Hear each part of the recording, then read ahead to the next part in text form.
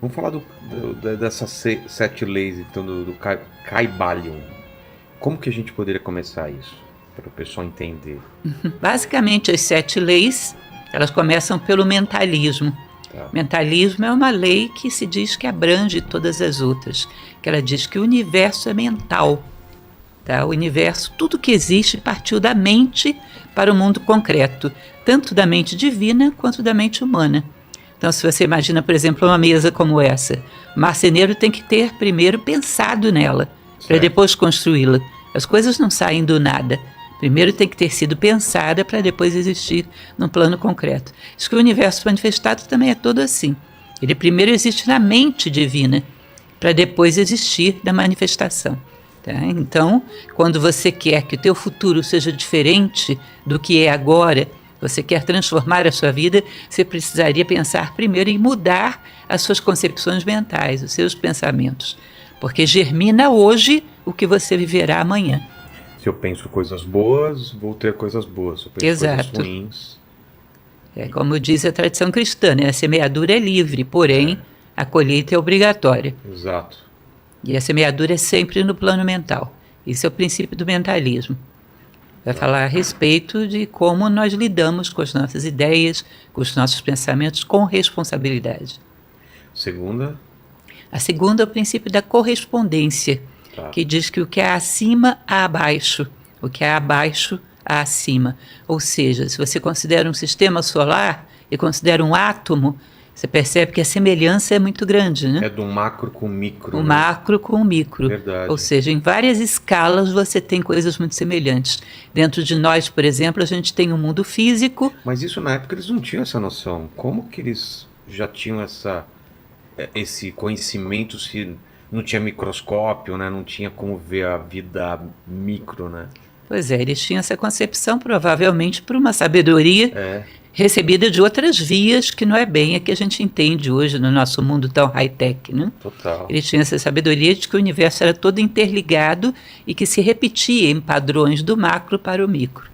Então, se você pega, por exemplo, a maneira como você trata o seu corpo físico, você pode imaginar o que seria do seu corpo físico se você se alimentasse de qualquer coisa, se você não o higienizasse. Agora imagina que você faz exatamente isso com o seu plano mental. O alimenta de qualquer coisa e não o purifica nunca, não tira todos os elementos que estão ali poluindo. E imagina como estará esse corpo. É mais ou menos similar o que você faz no sutil, o que você faz no concreto. Entendi. Ou seja, tem muita sabedoria de vida para tirar de cada uma dessas leis. Esse espelhamento de cima embaixo, dentro, fora, pequeno, grande, é isso? Isso, exatamente. Platão falava do micro e do macrocosmo, né? Você vai ver isso na Bíblia. Deus fez o homem, a sua imagem e semelhança. Tá? Então, várias tradições falam sobre isso. Verdade. A cabala hebraica, quando fala do nome de Deus, Yahvé, quando você coloca o nome de Deus na vertical, dá a forma do corpo humano, cabeça, tronco e membros. Tá? Então, várias tradições falam da mesma coisa. O macro e o micro tendo uma semelhança de forma, uma semelhança de organização, de linha evolutiva. Entendi. Mas o que isso a gente traz para a vida, para o dia a dia? Uma das coisas que eu falei para você é exatamente isso. Cuidado com as coisas que a gente mentaliza, porque serão as coisas que viveremos amanhã. Nós estamos construindo o nosso futuro nesse momento. Não, mas essa parte do espelhamento, como que a gente aplica isso? Esse entendimento de que acima, embaixo, dentro e fora, tem alguma... Uma típica frase que fala sobre isso é aquela do homem, conhece-te a ti mesmo e conhecerás o universo e os deuses. Ah, entendi. Essa frase diz que se você tem um grande autoconhecimento, você pode ter uma noção de como se organiza o universo. Porque segue a mesma chave organizativa. A terceira é o princípio da polaridade, que diz que semelhante e dissemelhante são da mesma natureza, diferentes em graus. Se você pega, por exemplo, um termômetro, você vai ter temperaturas. Certo. Tudo é temperatura. Uma é quente, a outra é fria. Você pode esquentar o frio, esfriar o quente. Ou seja, você pode, por um ato de vontade, trocar uma polaridade pela outra. Então, por exemplo, se você pega um gradiente de sentimentos, de um lado você tem ódio, do outro lado você tem amor. por um processo de vontade, de determinação, eu posso intercambiar um pelo outro. Eu posso transformar o amor em ódio e vice-versa. O ódio em amor. Sim, por um ato de vontade. Porque estão dentro de uma mesma natureza. Eu não posso transformar o quente em macio, por exemplo. São coisas diferentes. Mas dentro do parâmetro de temperatura, eu posso intercambiá-las. Dentro do parâmetro de sentimentos, eu posso intercambiá-los. Dentro do parâmetro de pensamentos, de ações. Eu sou uma pessoa, por exemplo, em relação ao plano físico, sou preguiçosa. Eu posso me tornar uma pessoa ativa simplesmente por um ato de vontade, polarizando no outro lado do termômetro e trabalhando na construção disso. Posso reverter os polos em que eu estou identificada. E tudo isso aqui tá condensado aqui. Isso, de uma maneira bem adequada, né? Vou mostrar para o meu filho. A quarta é o princípio do ritmo, que é o princípio do pêndulo. Imagine que você tem aqui um pêndulo, você puxa ele para um lado, quando você solta, a tendência é ele ir para o outro lado, numa mesma distância. Imagine que você puxou ele para cá, uma distância x. Quando ele vai para o outro lado, ele vai x também. Ou seja, a oscilação para um lado e para o outro é equivalente. Isso diz que, por exemplo, se você tem um excesso de euforia, é provável que do outro dia você tenha um excesso de tristeza que seja correspondente. Os excessos são mais ou menos equilibrados. Então, se o homem não quer que o seu pêndulo no dia seguinte vá para um extremo oposto, que ele procure um meio termo mais sereno, mais equilibrado, porque os extremos se compensam. E dentro do ritmo ele vai falar também a respeito da neutralização. O que é a neutralização? Como é que você fica acima das polaridades do mundo? Eu sempre uso o exemplo das crianças brigando por um brinquedo. Tá. Uma criança brigando com a outra, puxando o ursinho. Quando é que você pode neutralizar esse conflito? Quando você não deseja mais o ursinho. Quando você superou essa necessidade de experiência, você pode ir lá e equilibrar esse conflito. Tá? Você subiu um degrau do ponto de vista de consciência. Aquele ursinho, eu não preciso daquele ursinho, então eu estou tão isento daquela lá que eu consigo definir essa situação. Eu consigo equilibrar. Se eu tivesse envolvido emocionalmente com aquele ursinho, eu não Seriam 3 brigando pelo ursinho. Exatamente. E assim vai. Digamos que esse pai brigue com outro pai. Esses dois pais que estão brigando para saber quem é que educa as crianças, estabelece aqui um outro conflito, em outro patamar. Aí vem o avô e diz, que é isso, vocês estão brigando à toa, rapazes. Os dois querem o bem das crianças, ou seja, um outro nível de consciência, já não precisa mais de autoafirmação como pai melhor da vizinhança. Tá? E por aí vai, esse avô pode brigar com outro avô também, e alguém que tem uma consciência um pouco mais elevada pode neutralizar esses conflitos. Ou seja, quanto mais a nossa consciência sobe, amadurece, mais você está habilitado a harmonizar os conflitos que estão abaixo de você. Entendi. Entende? Então, se a gente tem muitos conflitos no mundo e não nos sentimos habilitados a interferir de maneira positiva neles, é porque a nossa consciência não os superou. Se superasse, nós teríamos uma habilidade para conciliar os conflitos todos do mundo. Exato. Então vou relembrar até aqui os 4, né? A primeira é mentalismo. Segundo, correspondência, polaridade, ritmo. E agora? Aí vem a vibração. A vibração diz que desde a matéria mais densa até o ser mais sutil que você possa imaginar, tudo no universo vibra. Você vê, por exemplo, que a gente usa o quartzo para fazer relógios, né? Relógios de quartzo, porque o quartzo vibra. Essa vibração ajuda no funcionamento da máquina do relógio. Então, tudo no universo, desde uma pedra mais densa até os seres mais sutis, eles vibram. Tá? Se você acelera a matéria, você teria energia. Se você acelera, teria luz, e por aí vai. Eles dizem que se você acelera, você chega até o espírito. Se acelera mais, você chega até Deus. É tudo uma questão de aceleração de vibrações cada vez mais sutis. Entendi. E aí você, para poder encontrar o seu nome interno, quem é você realmente, você teria que saber diante de que você vibra. Ou seja, diante de que atos, de que palavras, de que situações, algo dentro de você vibra.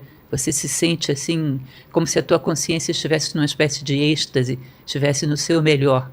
Aquilo que te faz vibrar é o teu nome interno. É o nível de elevação de consciência que você logrou.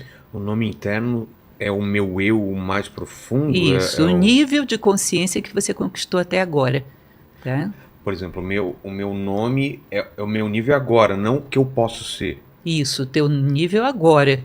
Você Tá. pode, uma vez que você percebe que você vibra em sintonia com determinadas coisas, você pode sutilizar isso. Aprender a vibrar diante de atos justos, de atos íntegros, de atos de compaixão. Você pode sutilizar a tua vibração Entendi. para coisas um pouco mais humanísticas. Elevadas. E isso é o processo de crescimento humano, né, que seria Ou pode desejável. também retroceder. Pode retroceder, embora a consciência ela resista um bocado a voltar atrás, né? É mesmo? A consciência resiste em abrir mão daquilo que ela já conquistou. É sempre para frente. Mas se você insistir muito, pode conseguir.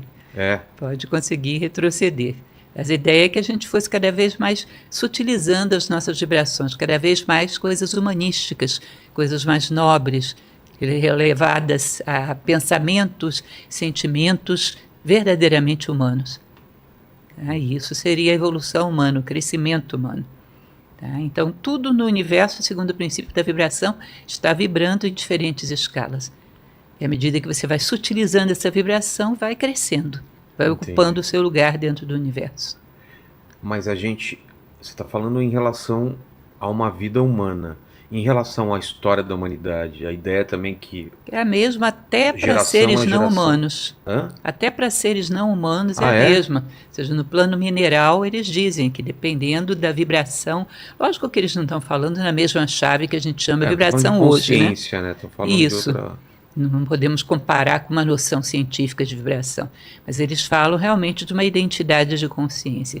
Ou seja, até nos minerais, os minerais tenderiam a ter uma estrutura cada vez mais complexa. Tá? E essa complexidade seria ir elevando a sua vibração. Entendi. Os vegetais vão também cada vez mais tendo uma estrutura mais complexa. A gente poderia dizer, sei lá, um angiospermas, uma evolução vegetal qualquer. Entendi. Poderíamos pegar os animais, nós poderíamos dizer que os mamíferos têm aí uma estrutura bem mais complexa, e para eles o ser humano conta diferente dos animais, né? Seria uma espécie diferente, que evoluiria quando chega a valores, virtudes, sabedoria. Tá? Então todo o universo estaria acelerando a sua vibração para chegar ao ideal que lhe é próprio, fazer aquilo que a natureza espera de cada um. Essa é a ideia. Mas é um contraponto à entropia, que fala o contrário, né? Que tudo caminha para o caos, que caminha para a ausência de ordem, né? A entropia se refere ao veículo físico, Isso. Que é um fato. Mas a ideia, segundo a tradição egípcia, é que você teria dois eixos. Tá. À medida que o tempo passa, o corpo físico decai, mas a consciência sobe. Entendi. O ideal lá em cima seria um sábio, cujo corpo estaria muito debilitado pela idade, mas que a consciência estaria na sua máxima expansão. Entendi. De compreensão da vida, de respostas adequadas à vida. Ou seja, a consciência é um vetor de compensação da entropia física. E assim também o universo, cada vez se afastando, ficando mais frio e ao mesmo tempo uma evolução de consciência. Isso. Dos corpos que estão habitando ele, né? Isso. A ideia é que tudo seria de alguma maneira vivo, teria algum grau de consciência e tudo estaria em evolução. Inclusive, por exemplo, um planeta. Aquela teoria da Gaia, né? Isso, a teoria de Gaia fala exatamente sobre isso. O planeta como uma coisa, um corpo ser vivo que... E faz sentido, às vezes, quando você vê que ele reage ao que é feito nele, né? Se tem uma superpopulação de alguma coisa, ele responde, ele tem um mecanismo outras, de equilíbrio. Exato. Que quando é quebrado existe uma resposta, inclusive com o aquecimento global. Exato. Como se você tivesse um planeta febril. É isso? Pô, não tinha pensado nisso, mas tem uma superpopulação de alguma coisa, ele começa a reagir, que tá demais e tal. E aí, quebrou o equilíbrio. Exato, e aí pode aparecer doenças e outras coisas para diminuir aquilo que está causando mal ao planeta como um todo. O sexto é o princípio da causalidade, que diz que a toda causa corresponde um efeito. Então, quando nós conhecemos perfeitamente, nada vem do acaso, não existe casualidade, existe causalidade. Quando conhecemos bem esse mecanismo, que ninguém foge dele, nós podemos gerar causas cujos efeitos sejam condizentes com aquilo que a gente espera. Mais uma vez, uma frase bíblica: a semeadura é livre, porém a colheita é obrigatória. Lembra-se disso? Sim. Ou seja, o que eu quero para a minha vida amanhã, eu planto alguma coisa adequada para essa colheita que eu quero ter amanhã. Muitas vezes não fazemos nada na vida e esperamos que a vida nos dê muitas coisas, que tenhamos muitos frutos sem ter plantado nada.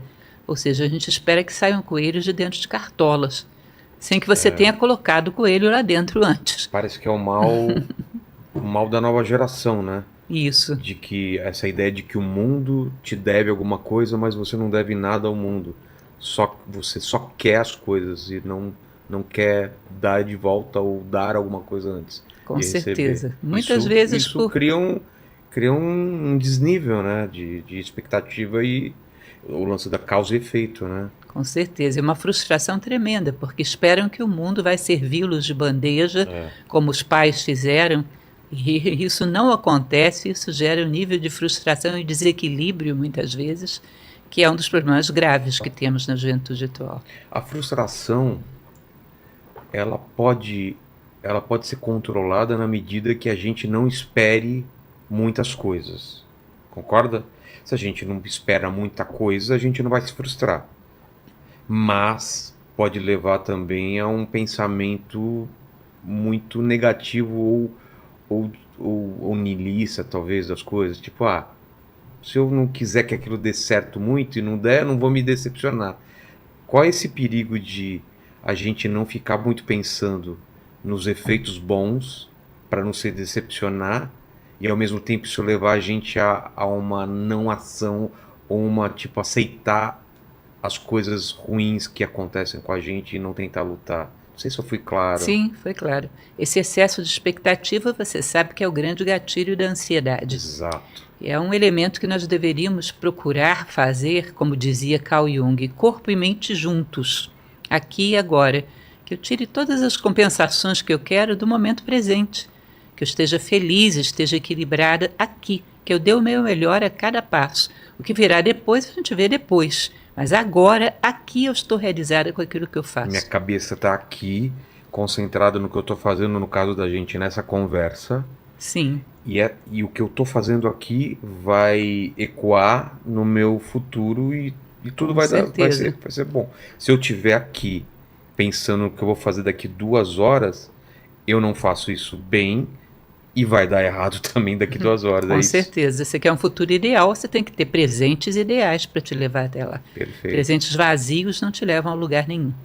Então, essa ansiedade, ela esvazia o nosso presente. O ideal é que a gente pudesse estar dando o nosso melhor e que o futuro seja uma referência de direção, mas não um objeto de desejo.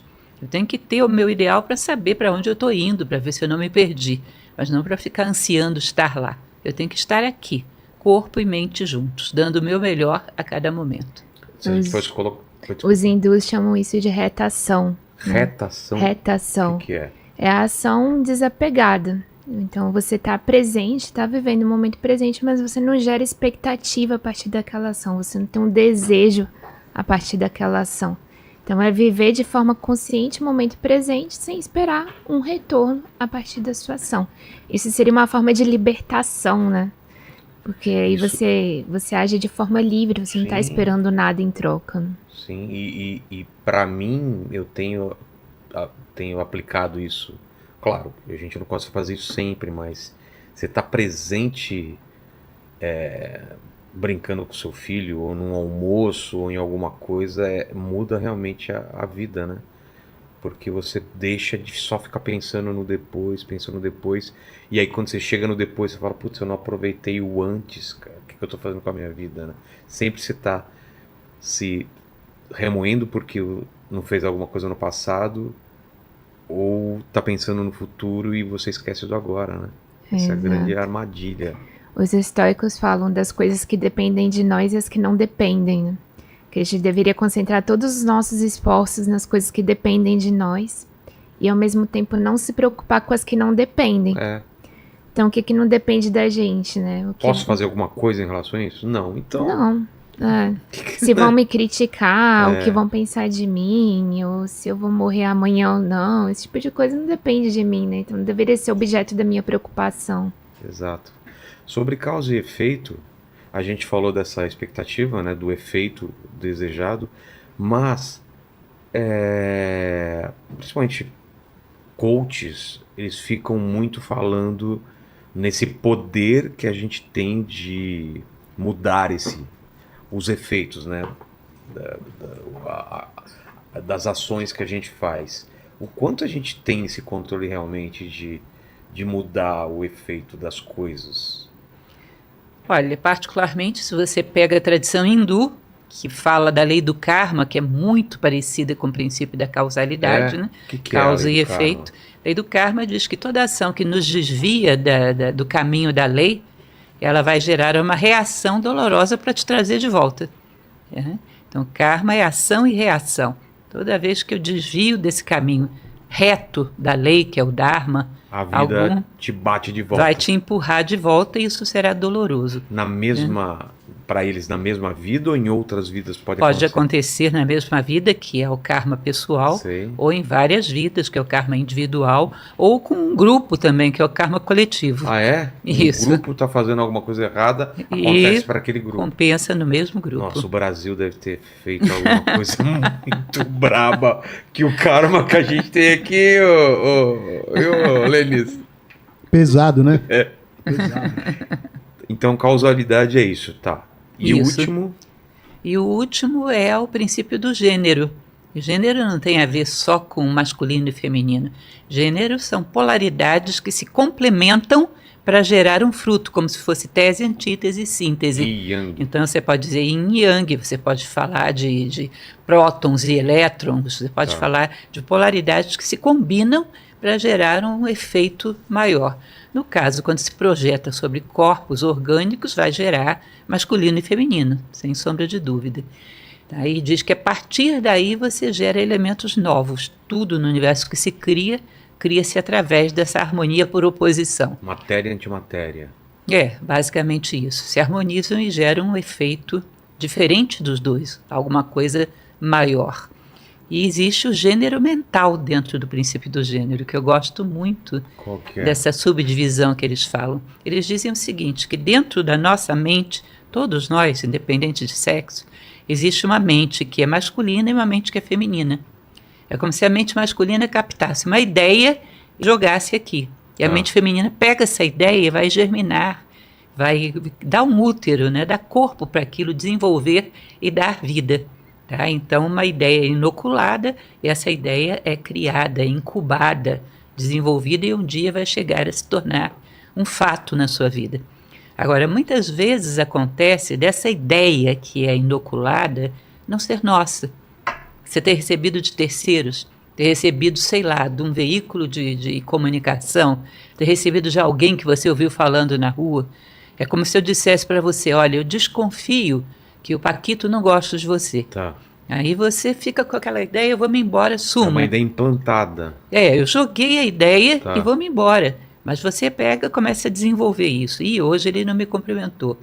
E hoje ele não falou comigo direito. E você vai dando corpo aqui. Vai ampliando. Vai ampliando. Chega um determinado dia, você rompe com ele. E acha que foi você. Nossa, isso acontece pra caramba, né? Acha que foi você, porque você deu corpo a isso. É. Você gerou, portanto, você acha a ideia é minha. Se você voltasse atrás, você poderia perceber que fui eu que joguei essa semente no teu plano mental. A gênese da ideia. Exato. E isso é uma forma de manipulação terrivelmente eficaz. Que para quem